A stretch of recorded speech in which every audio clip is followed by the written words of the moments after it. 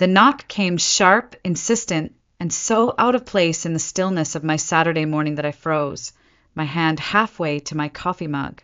It was 10 a.m. in Boise, Idaho, and the sun filtered softly through the blinds of my tidy little craftsman home. I wasn't expecting anyone. I wasn't even dressed yet. My heart raced as the knocking came again, louder this time, almost angry. I padded softly across the hardwood floor and peered through the peephole. My stomach clenched. There, standing side by side on my porch, as if they had every right to be there, were my mother and Leonard. I hadn't seen either of them in nearly 15 years. They looked older, of course. My mother's once vibrant red hair was now streaked with gray, her expression as sharp and cold as I remembered. Leonard stood stiffly next to her, his narrow frame and pursed lips as smug and superior as ever. I debated not opening the door. Every fiber of my body screamed at me to let them stand there in the cold morning air and wonder why I didn't answer. But some foolish, tiny part of me wanted to know what they possibly could want after all these years. With a deep breath, I unlocked the door and cracked it open just an inch. "What do you want?" My voice was flat, guarded. Leonard didn't even bother with pleasantries. He pushed the door open farther and stepped inside, brushing past me as though he still had any right to. My mother followed without a word. I didn't move to stop them. I stood frozen in place, heart hammering, the cold draft from outside curling around my bare feet. "We heard about your promotion," Leonard said briskly, as though we'd spoken yesterday. "You're finally doing something with yourself. About time, really." My eyes narrowed. I said nothing. My mother shifted her weight, clasping her hands tightly in front of her as if rehearsing some sympathetic act. "The twins are starting college soon," she said smoothly, "and we've hit a bit of a rough patch financially. We figured since you're doing so well now, you could help out with their expenses." I stared at them. The audacity, the sheer gall of these people was staggering. After 15 years of nothing, no calls, no letters, no birthday cards, not even a single apology, they were standing in my home demanding money. "Are you serious?" I whispered, my voice low and trembling with a fury I barely contained. Leonard's mouth tightened into what might have been a smile if it weren't so bitter. "You're making good money now, aren't you? Don't act like you can't afford it. You don't have kids. You don't have a family to take care of. You've got the money." I took a step back, still stunned by the surrealness of it all. I could hear my pulse thudding in my ears.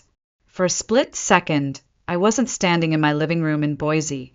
I was 16 again, standing in that cold, unfamiliar space when they had sat me down and told me I didn't belong anymore. I shook my head, breath catching painfully in my throat. "It's not about whether I can afford it," I said hoarsely. "It's about the fact that you both have done absolutely nothing for me. And now you stand here, asking for a handout like I owe you something."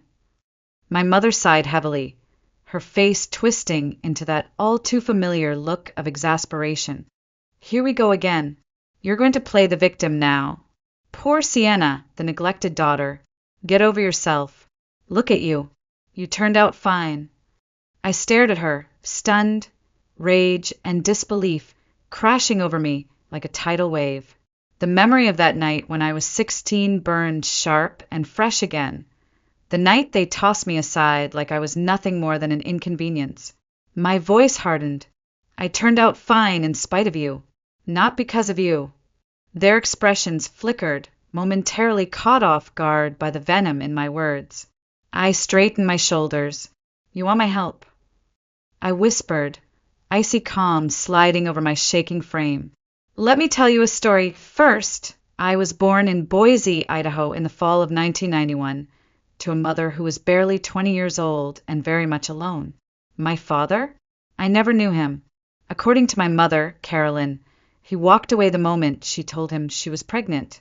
No drama, no second thoughts, just gone. We lived in a tiny 2-bedroom apartment above my grandparents' garage.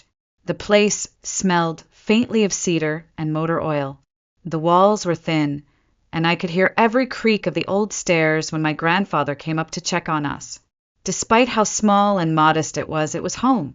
My grandparents, Edward and June Dalton, were my true anchors. My grandfather was retired military, stoic, disciplined, but with a soft spot a mile wide when it came to me.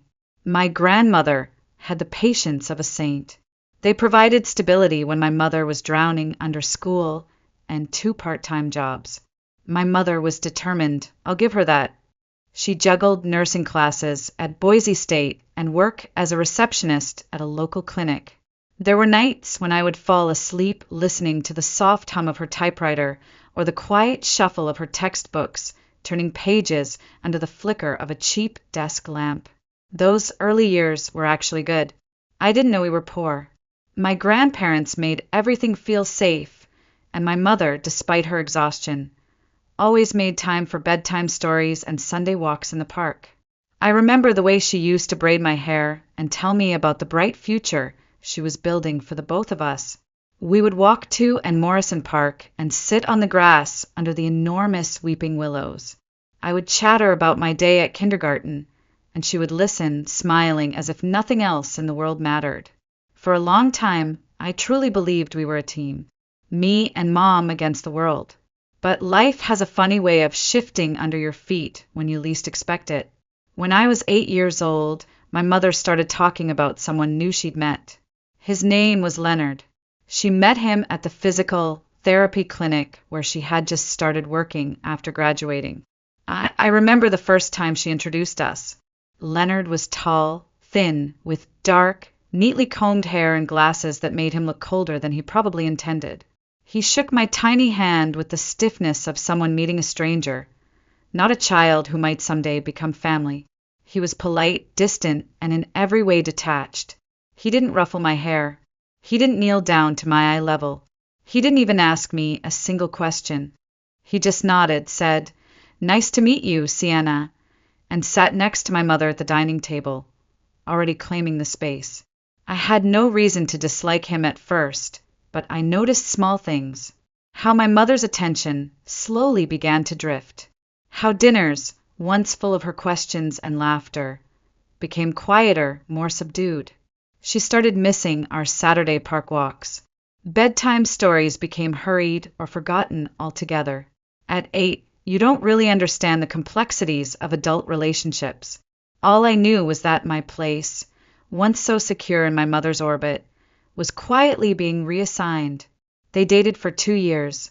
The entire time I tried to convince myself it was fine, that once the excitement of a new relationship wore off, things would return to how they were. They didn't. In the summer of 2005, when I was nearly 13, my mother married Leonard in a small ceremony in the backyard of our grandparents' house.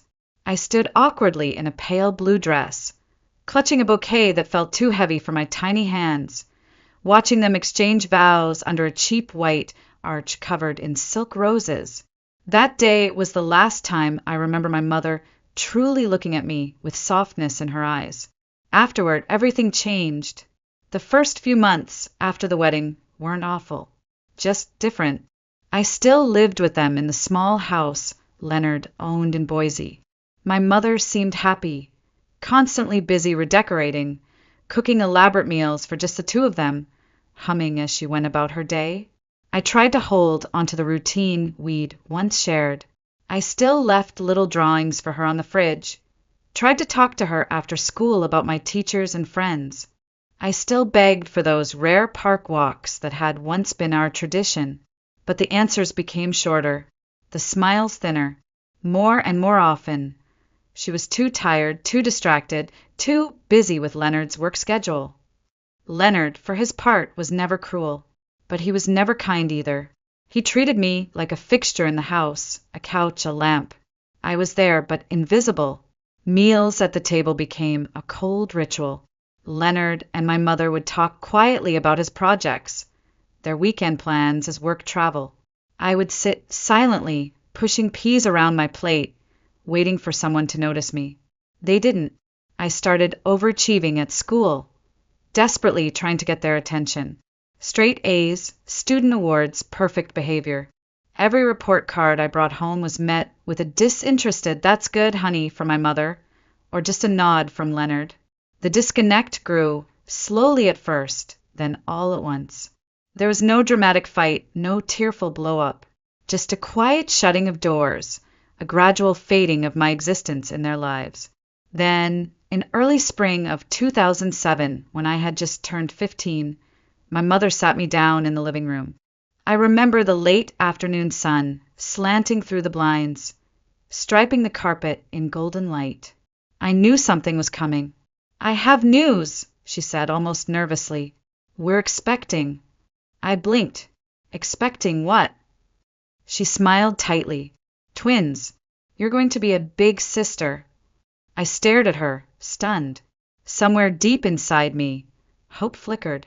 Maybe this would bring us back together. Maybe she would need my help, and we could bond again. For the next several months, I leaned into the fantasy. I babysat for neighbors to practice. I researched how to swaddle newborns. I offered to help her around the house, cooked simple dinners so she could rest, but her belly grew and my presence shrank. Every conversation revolved around the babies. Every spare dollar was saved for their nursery, their clothes, their future. My existence became background noise. The dinners stopped altogether. Bedtime talks vanished. Inside jokes, silly rituals, even just a gentle hand brushing my hair away, all gone. By the time she reached her third trimester, I barely recognized the woman I once adored. The final blow came one night when I was helping fold tiny onesies in the laundry room. I asked timidly, "Mom, can we maybe go to the park again soon? Like we used to?" She barely looked up from the basket. "I don't have time for that anymore, Sienna. You're old enough to entertain yourself." Her words hit harder than any slap ever could. I stood there, holding a soft yellow blanket, realizing that I had been completely replaced by two people who hadn't even been born yet. I didn't cry. I just folded the last pair of socks and walked quietly back to my room. That night, staring at the ceiling in the dark, I knew the truth. I was no longer part of her plans, and something inside me hardened forever. The twins arrived in late January of 2009. Max and Mia, tiny, red-faced, squirming bundles wrapped in soft pastel blankets. The house transformed overnight into something unrecognizable. Bottles, diapers, pacifiers scattered across every surface. Endless visitors with gifts and congratulations. Leonard beamed like he had won the lottery. I hovered at the edges of it all. At first, I tried. I offered to help warm bottles, fold tiny clothes, rock the babies to sleep when my mother was exhausted. But my hands were gently pushed aside again and again. My mother became a ghost of the woman I once knew.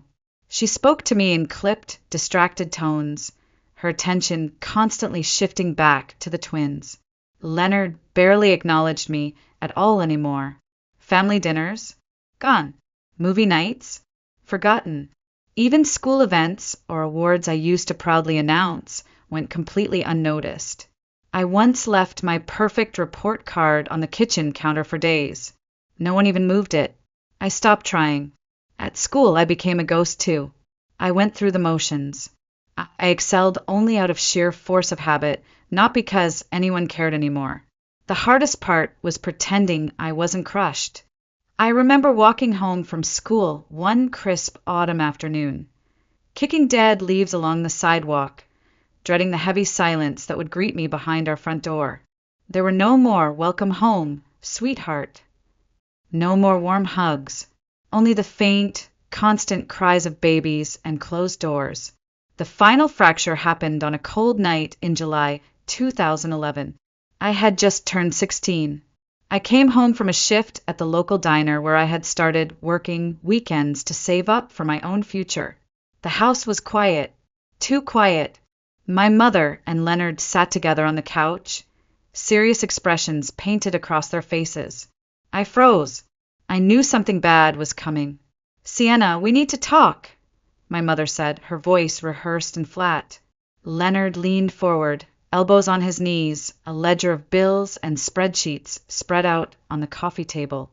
Our expenses have increased dramatically with the twins, Leonard began, his tone cold and clinical. We simply can't afford to support 3 children anymore. I stared at them, my brain struggling to process what I was hearing. We've talked it over, my mother continued softly, and we think it's best if you go live with your grandparents for a while. They have more flexibility, and you're almost an adult anyway. My chest tightened. You're kicking me out. Leonard sighed impatiently. They deserve more.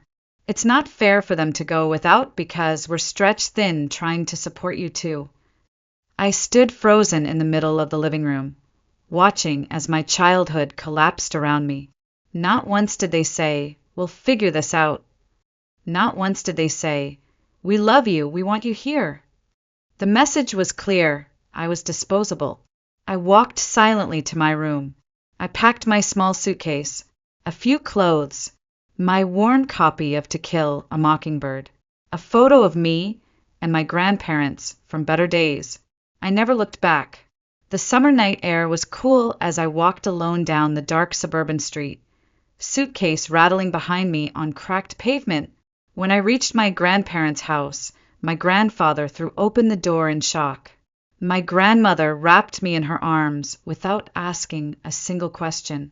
They took me in without hesitation. But even as I stood safe under their warm roof, a cold, hollow place had already formed inside me. I realized that night I was truly on my own. The adjustment was brutal. My grandparents' house, small and cluttered with decades of memories, became my sanctuary. Their home smelled of lavender and old wood. The soft ticking of my grandmother's antique clock filled the silence that once had been my mother's voice. Edward and June Dalton did what they could. They were in their late 60s, living on fixed retirement income, yet they never hesitated to give me a place to stay. I had a warm bed, meals, and, for the first time in years, someone who actually looked me in the eyes and listened when I spoke. But even love has limits when measured against the weight of survival. I knew immediately that if I wanted a future, I would have to build it myself.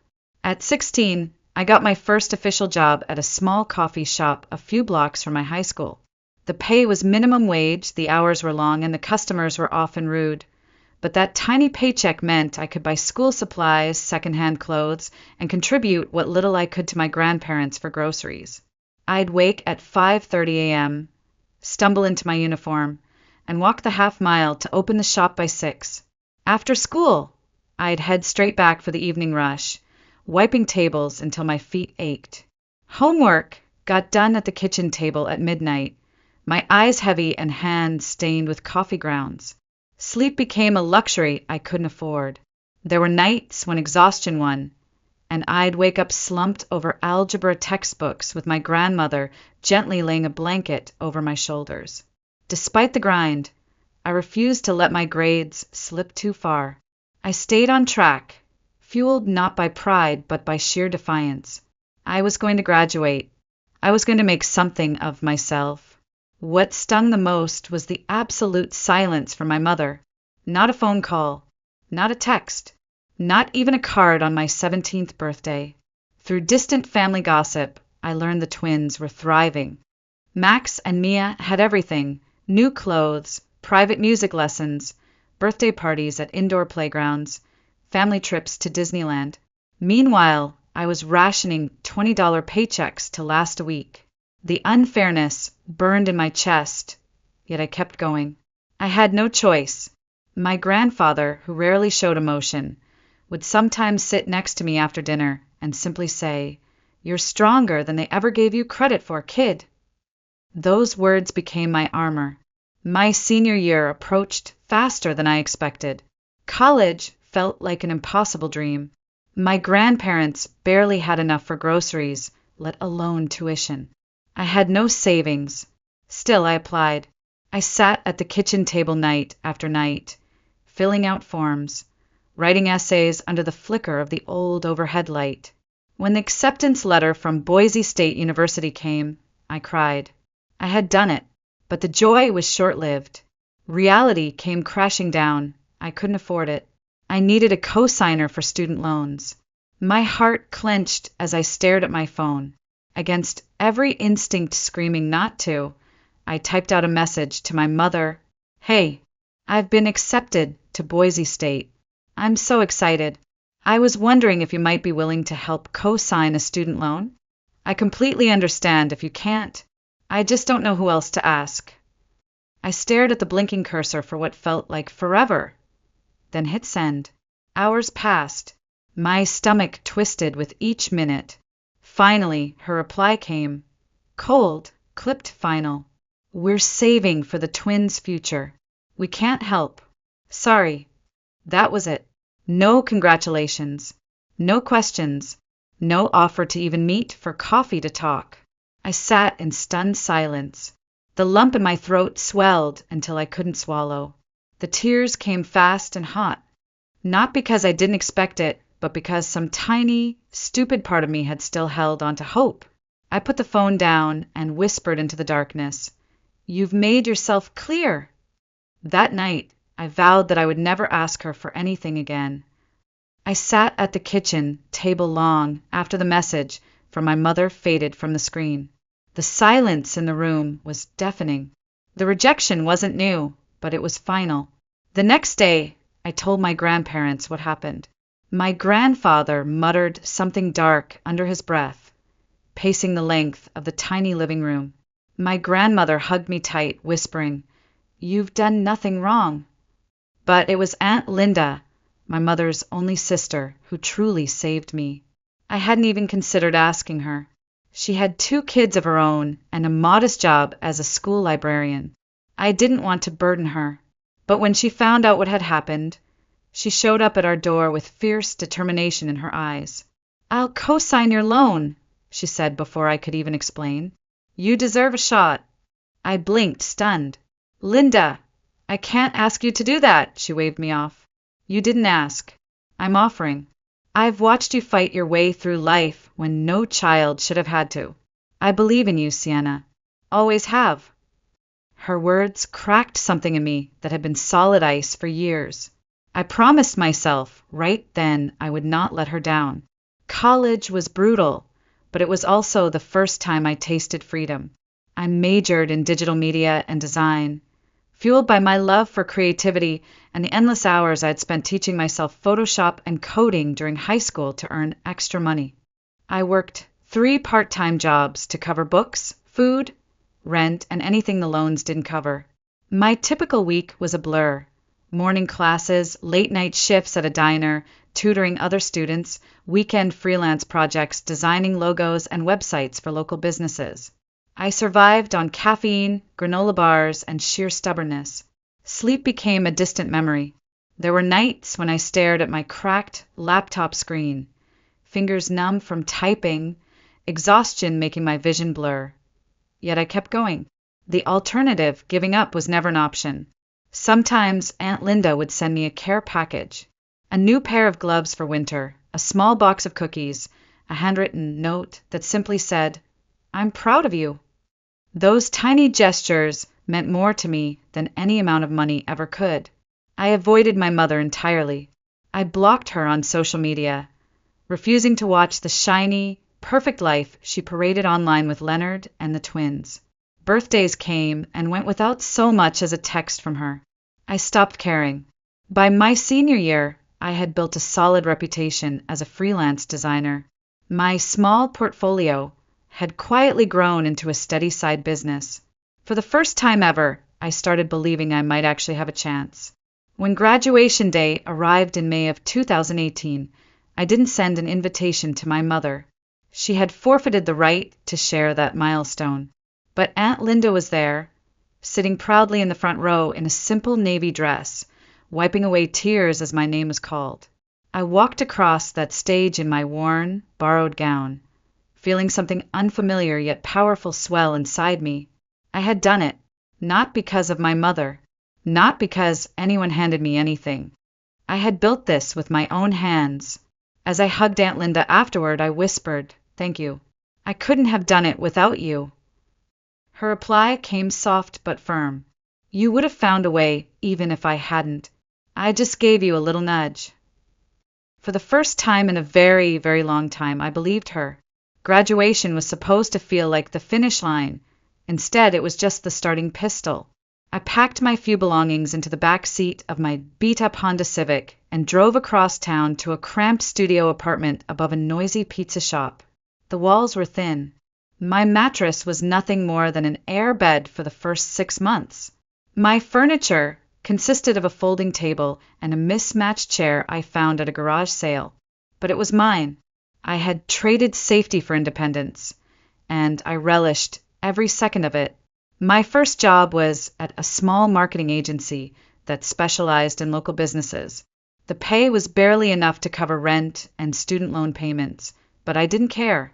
I showed up early. I stayed late. I volunteered for projects no one else wanted. I lived on frozen dinners and discount instant coffee, barely scraping by while my student loan balance hovered over me like a shadow. The agency was chaotic, the clients demanding, and my coworkers rotated in and out like a revolving door. But I learned fast. There were nights I would get home so exhausted that I barely had the energy to shower before collapsing onto my air mattress. I kept freelancing on the side, building websites, designing logos, even doing social media campaigns for small restaurants and boutiques. Slowly, the money trickled in. Slowly, the panic of will I make rent this month started to fade. By 2020, I had leveraged my portfolio into a junior designer position at a much larger firm downtown.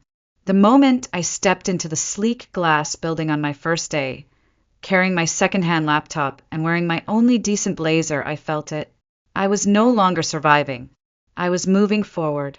The new job came with a desk, business cards with my name, and health insurance, something I had never had growing up. I absorbed everything I could: marketing strategy, client presentations, project management software, leadership skills. I became known for never missing deadlines, for staying calm under pressure, for finding creative solutions no one else thought of. I avoided office drama, stayed out of gossip, and quietly built a reputation as the person who got things done. In 2022, I was promoted to project manager.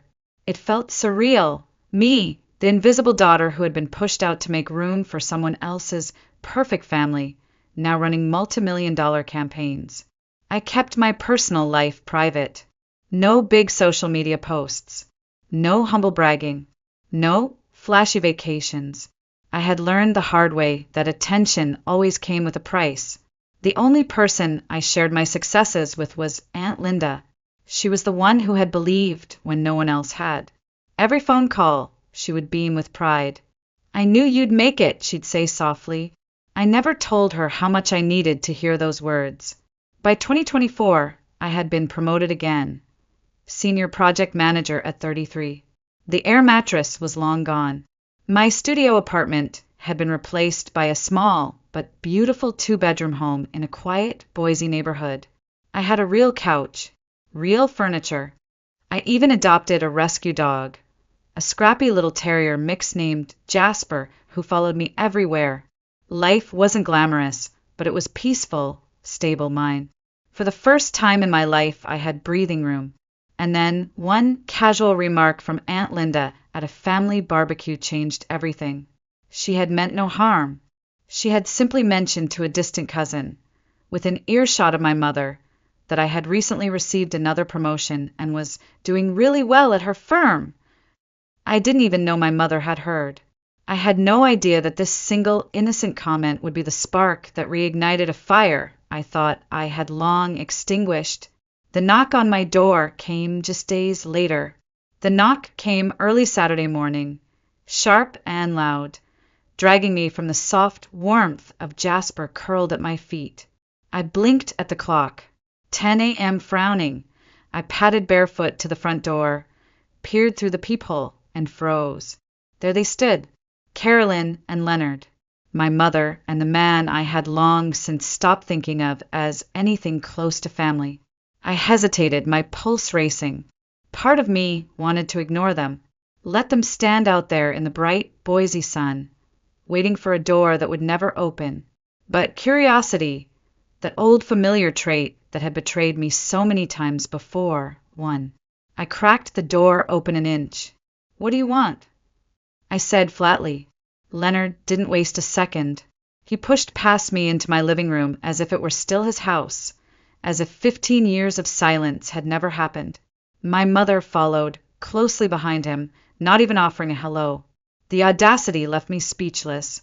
We heard about your promotion, Leonard said briskly. You're finally doing something with yourself. About time. I stiffened.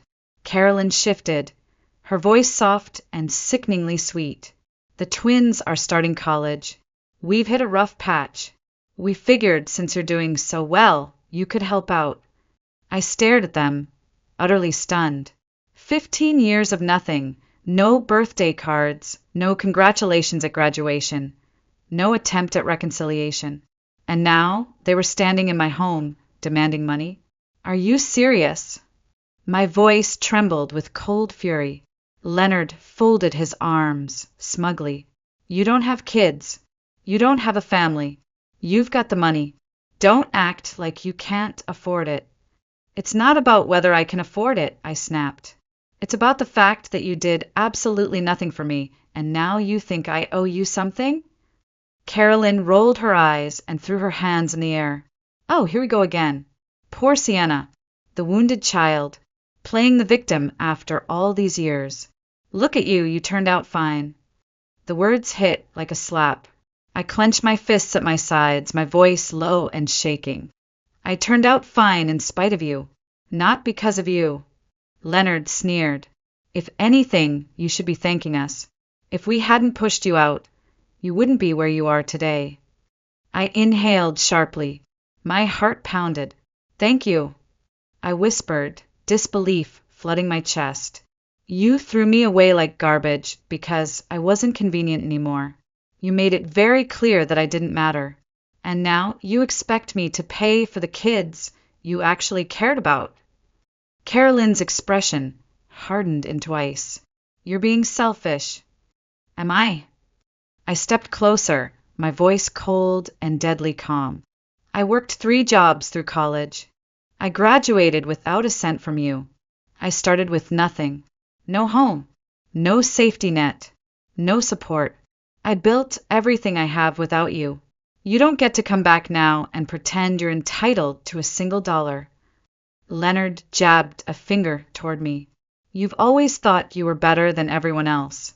You weren't important to this family then, and you're not important now. The words sliced deep, but I didn't let it show. Then why are you standing in my living room begging for money? I shot back, my voice steel. They stared at me, stunned. Carolyn's voice rose sharply. We didn't want to come here. Do you think we enjoy this? The twins deserve a future. And if you weren't so damn selfish, you'd see that. I laughed bitterly, the sound sharp and hollow. You want to talk about selfish? I stepped closer, fury radiating off me. You threw your daughter out of the house at 16 to make room for your real family. You told me I wasn't worth the effort. Now you stand here and talk about what Max and Mia deserve. They deserve better parents. That's not my problem. Leonard took a step forward, voice low and threatening. You better watch your mouth. I didn't flinch. You are not my family, I said clearly, pulling out my phone and hovering my finger over the emergency call button. Family doesn't throw you out. Family doesn't abandon you and then crawl back only when they need something. Carolyn's face twisted with rage. Fine, be a selfish brat, but don't come crawling to us when your life falls apart. You think you're so much better? You're nothing. You'll always be nothing. I stared at her calmly. If you don't leave my house right now, I'm calling the police. Leonard scoffed. Go ahead. Call them. See how that looks. Throwing your own parents out. You're not my parents, I said softly. Not anymore. Carolyn grabbed his arm and muttered something under her breath. They turned, stormed toward the door. At the threshold, she spun back with one final glare. You're going to regret this. I met her gaze without blinking. No, I whispered, I won't. The door clicked shut behind them. For a long time, I stood there in the stillness of my living room, the phone still clenched tightly in my hand. I wasn't sad. I wasn't even angry anymore. I was free. I stood in my living room for a long time after they left, phone in hand, chest heaving quietly, Jasper curled protectively at my feet. For years I had imagined what that final confrontation might feel like. I had thought I would cry, rage, or collapse under the weight of it all. But instead I just felt relief. The next week passed quietly. I told no one. I poured myself into work, focusing on back-to-back projects and deadlines. I wanted to believe it was over. I should have known better. A week later, I walked into the office to find the reception staff pale and visibly shaken. My coworker Jordan pulled me aside. "Sienna, I don't know how to say this, but your mother showed up." My stomach dropped. "She stormed in here asking to speak to you," Jordan whispered. "When they told her you weren't here, she refused to leave. Started yelling about family obligations and how much she had sacrificed for you. Security had to escort her out." My face burned with shame and fury. I felt physically ill. The following morning, I requested a meeting with HR. Calmly, I explained everything. The history, the incident at my home, the outburst at my workplace. My HR representative, Carla, listened sympathetically and assured me they would add her and Leonard to the no admittance list for the building. But the pit in my stomach wouldn't leave. 2 days later, I came home from work to find her standing in my driveway, pacing, agitated, red-faced. The moment I stepped out of my car, she stormed toward me. "You can't ignore me forever," she snapped, pointing a trembling finger at my chest like I was a rebellious child again. I kept my distance, my heart pounding. "What are you doing here?" I said, quietly. "We need to talk," she barked. "You think you can walk away from your responsibilities? You're a selfish little brat. Everything I did for you, and this is how you repay me." My voice was cold and steady. "You're the parent, not me. The twins are your children. They're your responsibility, not mine." Her face contorted in fury. "I sacrificed everything for you," she shrieked. "And now you turn your back on us?" "You didn't sacrifice anything for me," I shot back, voice rising. "You kicked me out like trash. You made your choice the day you told me I wasn't worth it. Go back to the perfect home you threw me out of and don't show up here again." Her shrill voice turned hysterical. "He's a brat!" she screamed at the top of her lungs, gesturing wildly toward me as our neighbors began stepping out onto their porches to watch the escalating scene. "He's always been a selfish little brat who doesn't care about anyone but himself." I could feel eyes on me from every direction. "I mean it, Mom," I warned as I pulled out my phone and started dialing 911. "Stay back." "You wouldn't dare call the police on your own mother!" she shrieked, lunging toward me and trying to swipe the phone from my hand. I held it out of reach, keeping my distance as I repeated firmly, "Don't come any closer." Across the street, I heard a neighbor shout, "I'm calling the police. Leave her alone." The tension shattered as multiple neighbors emerged, edging closer, ready to intervene if she made another move. Just then the distant wail of sirens sliced through the air. Flashing red and blue lights painted the street as a police cruiser pulled up to the curb. 2 officers stepped out quickly, taking in the scene. My mother froze, her face wild and panicked. She struggled and shouted incoherently as they gently but firmly pulled her away from me. I stood there trembling, staring as they walked her to the squad car. My hands shook as I tried to steady my breathing. That was the moment I knew I couldn't just hope it would stop. The next morning, I drove straight to the Boise Police Department. I sat at a small metal table across from an officer named Reynolds, who listened calmly as I told him everything. The incident at my house, the ambush at my workplace, the screaming match in front of my neighbors. When I finished, he nodded. "You did the right thing by coming in." We began the paperwork for a restraining order. When I called my grandparents later that night and told them what happened, my grandfather swore under his breath for the first time in years. "She's lost her mind," he muttered. "I don't know what's wrong with her, but you don't deserve this." My grandmother's voice shook with emotion. "We should have done more for you back then.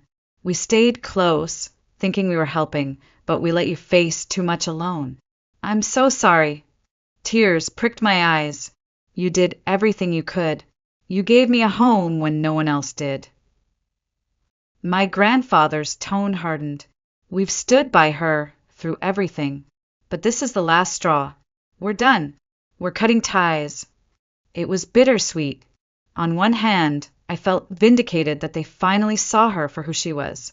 On the other, it hurt more than I wanted to admit. The restraining order was granted 2 weeks later, and for the first time in my life I felt safe. The restraining order worked. Weeks passed with no more knocks at my door, no more confrontations outside my office, no more phone calls from unlisted numbers. For the first time in my adult life, the background noise of anxiety was gone. I could breathe. I poured my energy into my career, my small but cozy home, and the circle of people who had always stood by me. My grandparents visited on weekends. We sat on my back porch drinking iced tea while Jasper chased squirrels around the yard. Aunt Linda called every Sunday evening like clockwork. Her voice, warm and steady, had been my anchor through storms I never thought I'd survive. I owed her everything, which is why I started planning. It wasn't about paying her back. There was no way I could ever truly repay what she had done for me.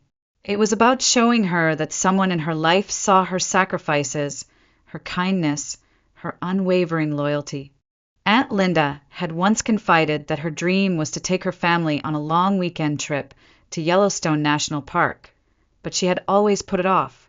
The kids' tuition, car repairs, household expenses, her needs were always at the bottom of the list. So I made it happen. I saved. I researched. I booked everything quietly, the cabin, the park passes, even a small guided wildlife tour. One crisp autumn afternoon, I drove across town and handed her an envelope at her front door. She looked at me, confused. "Sienna, what's this?" "Open it," I smiled softly. Her hands trembled as she read the reservation details. Her breath caught. I don't understand." "It's for you. You've done everything for everyone else your entire life," I said, voice thick with emotion. "You deserve something good, something just for you." Her eyes filled instantly. "You didn't have to do this." "I know." I swallowed hard. "That's why you deserve it even more." She hugged me tight, silent tears running down her cheeks. I held her, feeling the weight of years of gratitude, finally finding a place to land. It wasn't just a gift. It was the closing of a painful chapter. Meanwhile, the only updates I heard about my mother and Leonard came from distant relatives. Their perfect bubble had finally burst. Financial trouble, legal fees, the twins struggling to adjust at college without the endless handouts they had grown used to. I didn't feel guilty. I didn't feel vindictive. I felt nothing. They had made their choices. I had made mine. For the first time, I realized I no longer needed their approval. I had stopped measuring my worth by people who were never capable of loving me the way I deserved. My home was filled with warmth, laughter, and loyalty, not obligation. I had built my life on my own terms, surrounded by people who showed up when it mattered. I stood on my front porch one evening, watching the sun dip behind the rolling Idaho foothills. Jasper leaned against my leg, tail wagging lazily. I smiled softly. I was free, not because they had left me, because I had chosen to leave them behind. I thought that was the end of it. I had closed the door. I had moved on. I had found peace, until one chilly evening in late November, my phone buzzed with a text from an unknown number. "Hey, it's Max. Can we talk? I'd like to get to know you. You're my sister, and I don't know you at all." I stared at the screen for a long time, my fingers hovering above the keyboard, heart racing. Max. The same Max who had been the reason I was kicked out at 16. yet never his fault. The twins had been too young to understand what was happening back then. They had grown up under my mother and Leonard's warped version of the truth. Was this real? Was this a trap? Was this another manipulation? After minutes that felt like hours, I typed back, "What is this about?" Almost immediately, my phone rang. I hesitated, then answered. "Hi." Max's voice was hesitant, nervous. "I know this is random. I've been thinking about you for a while. I feel like I missed out on something important. You're my sister, and I know nothing about you. I hate that." I sat silently, shocked by the honesty in his voice. "I know what Mom and Leonard did to you," he continued. "I didn't understand it as a kid. I do now. It was wrong. I don't blame you for walking away. I wish it hadn't cost us two." I swallowed hard, blinking back sudden tears. "Max, none of that was your fault," I said quietly. "You didn't make those choices. They did." "I know," he whispered, "but I hate that we became strangers because of them. I'm not asking you to forgive them or reconnect with them. I just want to know you if you're open to it." I leaned back against my kitchen counter, the soft hum of the refrigerator the only sound in the room. For so long, I had only viewed Max and Mia as part of the family that had cast me aside. But hearing Max speak, I realized something I had never allowed myself to consider. They were victims too. They hadn't chosen this any more than I had. "Why now?" I finally asked. "Because I don't want us to be strangers forever," Max said earnestly. "I'm not asking for anything big. No money. No family reunions. Just a chance to get to know the person who's supposed to be my big sister." I stared at Jasper, sleeping peacefully on the rug, thinking. I had spent years shielding myself from anything tied to that part of my past. I had built walls so thick I never thought anyone from the other side could reach me again. And yet, Max's words were not manipulative. They were not demanding. They were just real. "I've spent a long time trying to move on from all of this," I said carefully. "It's not easy to open that door again." "I get that," Max replied quickly. "I'm not expecting anything. I just want to start somewhere." Silence hung between us. Finally, I exhaled slowly. "All right," I said. "We can start with a conversation."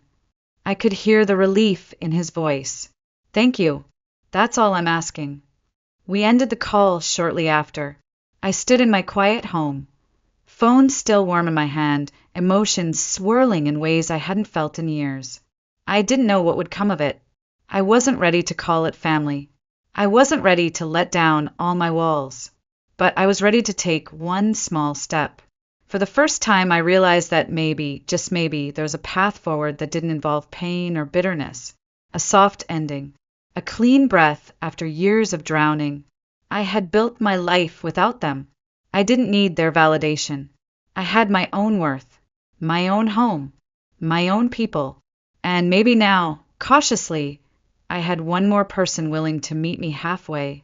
Not out of guilt, not out of obligation, just out of the simple human desire to say, "I see you." I smiled faintly, stroked Jasper's head, and whispered to the quiet house, "Let's see where this goes."